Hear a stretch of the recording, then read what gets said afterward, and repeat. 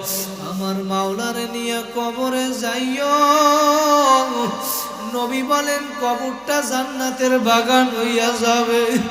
আর যদি বেনামাজি সুদখোর ঘুষখোর বেপরদায় চলেন না, আমার মাওলার কবরে যদি নাফরমান হইয়া আসো, আও হুফরাতুম মিন হুফারিন নার, নবী বলেন ওই কবরটা জাহান্নামের গর্ত হইয়া যাবে। আমার মাওলা জানায় দেয় নাফরমানের কবরে চতুর্দিক দিয়ে আগুন আইসা বইরা যাবে। মিউ ওয়ারাইহিম জাহান্নাম, কবরে ডানে আগুন, বামে আগুন, সামনে আগুন, পিছনে আগুন। ওই আযাব সহ্য করার শক্তি দুনিয়ার কোনো মানুষের নাই। ওই কবরের আযাবের ভয়, জাহান্নামের ভয়। সাহাবায়ে কেরাম কাঁদে, আমার মায়ার নবী কাঁদে, জিবরাইল আমিনও কাঁদে। জিবরাইল আমিন ফেরেশতা হইয়াও জাহান্নামের ভয় কাঁদে। একদিন জিবরাইল আমিন আইসা নবীর কাছে বলে, নবী, আমার মাওলা আজকে আমার জান্নাত জাহান্নাম দেখাইছে। আমার মাওলা বলে, ভাই জিবরাইল তুমি কেন কাঁদো?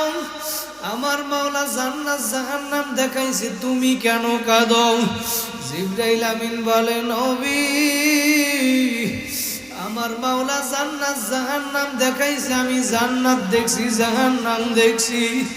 জান্নাত আমার মাওলা এত সুন্দর করিয়া সাজাইলো,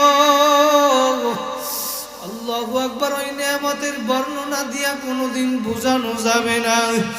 আর জাহান্নাম এমন আযাব গজব দিয়ে আমার মাওলা বানাইছে,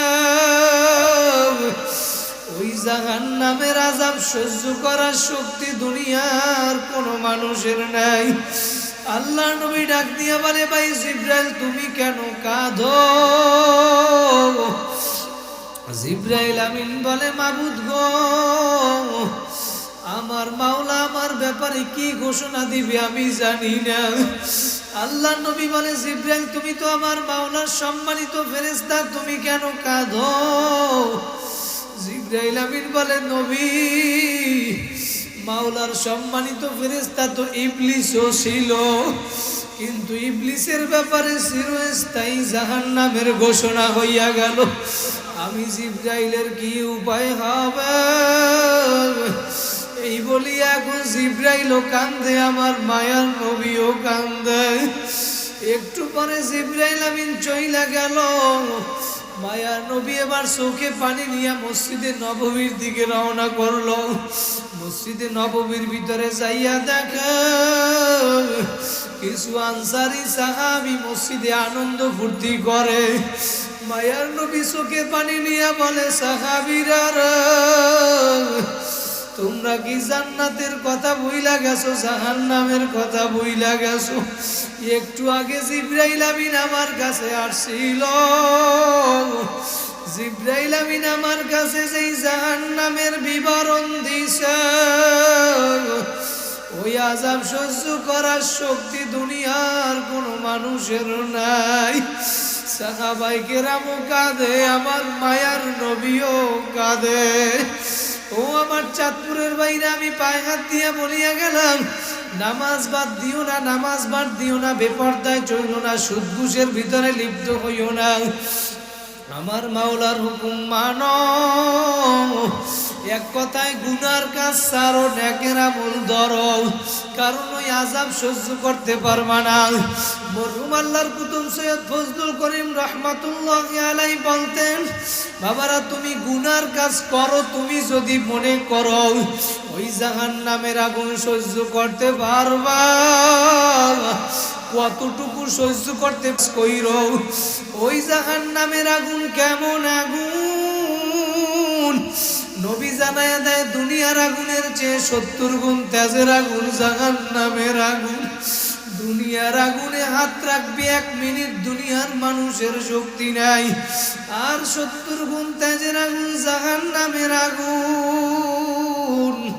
নাফরমান বেনামাজি সুদখোর পর্দায় চলুন না, ওই কবরে আইসা আগুন আইসা বইরা যাবে। ওই নাফরমান দিক বিদিক না পাইয়া এখন আল্লাহরে ডাকতে থাকবে, আল্লাহ আল্লাহ আল্লাহ। কবরে যাইয়া যখন আমার মাওলারে ডাকবি, ওই নাফরমানের একটা ডাকে আমার মাওলা সাড়া দিবে না।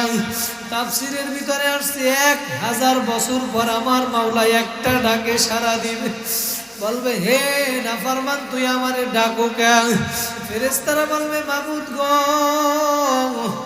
এই নাফরমানের পানির পিপাসা লাগছে, আপনারে ডাকে। আল্লাহু আকবার, আল্লাহু আকবার। আমার মাওলা ডাক দিয়া বলবে ফেরেশতারা, এই নাফরমানের জন্য কোন পানি বরাদ্দ কইরা রাখা হইছে? ফেরেশতারা বলে মাবুদ গো, জাহান্নামীরা জাহান্নামে জ্বলতে জ্বলতে জাহান্নামের যে পুঁজ রক্তের নহর বইয়া গেল, ওই পুঁজ রক্ত হইল ওদের জাহান্নামীদের পানীয়। বলেন নাউযুবিল্লাহ। আল্লাহু আকবার, আল্লাহু আকবার। ওই পানি যখন তাদেরকে দেওয়া হবে, আমার মাওলা বলবে হে ফেরেশতারা তাদেরকে পানি দাও, পানি দাও, যেই পানি বরাদ্দ আছে দাও। আমি মাওলা আমার নেককার বান্দা বান্দিগুলোরে নিয়ে ব্যস্ত, ওরা দুনিয়ায় বৈশা শীত নাই গরম নাই আমি মাওলারে বলে নাই। অটো চালাইছে, ভ্যান চালাইছে, রিক্সা চালাইছে, কাঁচামালের ব্যবসা করছে, দোকানদারি করছে, আজান হইয়া গেলে রিক্সায় তালা লাগাইয়া মসজিদে ঢুকছে, আজান হইয়া গেলে দোকানে ব্যানার লাগাইয়া দিছে এখন নামাজের সময়। ওই বান্দা বান্দিগুলা শীত নাই গরম নাই রৌদ্র নাই, আমি মাওলার হুকুম মানসা ওই বান্দা বান্দিগুলার নিয়ে আমি মাওলা ব্যস্ত আছি। নাফরমানের জন্য পানি বরাদ্দ, পানি দাও। ওই জাহান্নামের পানি পুঁজ রক্ত গরম বানাইয়া, আল্লাহু আকবার, এত দুর্গন্ধ, এত দুর্গন্ধ, এত দুর্গন্ধ।